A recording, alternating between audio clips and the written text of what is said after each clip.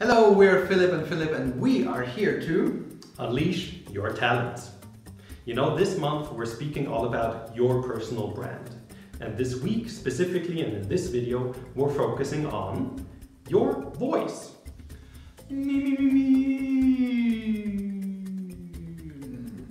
Do you mind if I continue? Okay. Anyway, we were speaking about your voice. Let's focus specifically on your voice when you're speaking on the phone. Are you the type of person who just picks up with a, yeah, hello? Well, how about picking up by saying your full name? Philip Wagner, hello? Makes a completely different first impression, and you get a better connection with the person who's calling from the very first moment. And there's actually this very nice thing you can hear on the phone in what kind of mood the other person is. And no matter what kind of mood they are, it's always possible that you can have a bad day. Having a bad day is completely natural. And if you are having a bad day, it's also kind of obvious that you might be picking up the phone with a ah. So, if this happens, prepare yourself mentally for the call and just make sure that the very first sentence is completely friendly, is completely happy. Make sure the very first sentence is friendly. Because if you make sure and if you set up yourself in your mind, then obviously you will also be able to keep your state while the other person might still have their grumpy state. So when you keep your state, you actually give the other person a chance to catch up with you, and suddenly both of you are in a happy state.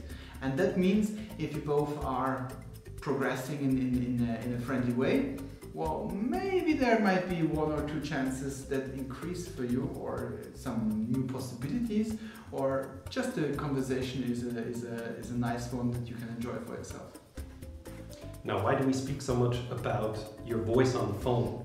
Well, it's obvious. The coronavirus is very difficult in many countries, so speaking on the phone for many cases now is the only way to communicate.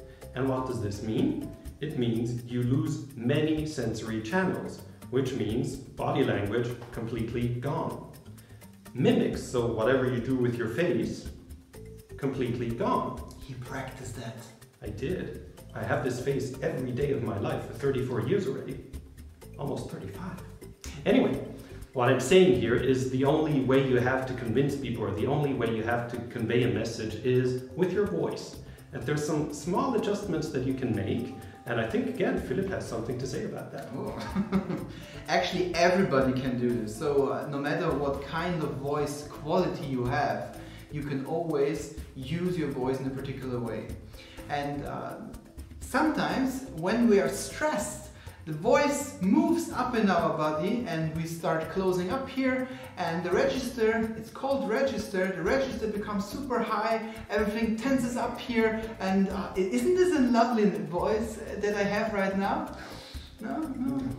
Okay, then let's move it back down here, and you can literally feel, when you do the same exercise, you can literally feel in your body where the voice starts moving towards to if you use a lower register.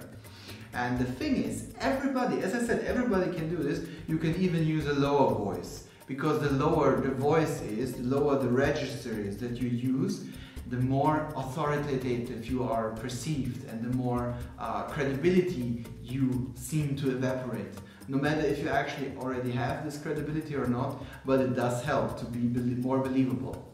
And as I said, everybody can do this, and this is something that is also gender independent. As I said, anybody, everybody can do this, and this is a trick we actually like to use because it makes fun. And you know, in the outtakes you will see what kind of things we did with our voices, with all our voices. So anyway, what Philip is saying here is really, no matter how high your voice normally is, you can always choose to go up with your voice or rather down. And down, we heard, is about facts, about being convincing, knowing the facts, being trustworthy. And if you go up, this is more about emotions. Wow, I know what I'm talking about, and I'm so into this, and I hope that you believe me too. And you can really play nicely with this back and forth between a deep voice and a high voice. Give it a try, and maybe also ask for the people in your surroundings for feedback. because they might notice that you changed something with your voice and suddenly you sound more convincing. What did you do? Maybe it's really down to the pitch of your voice.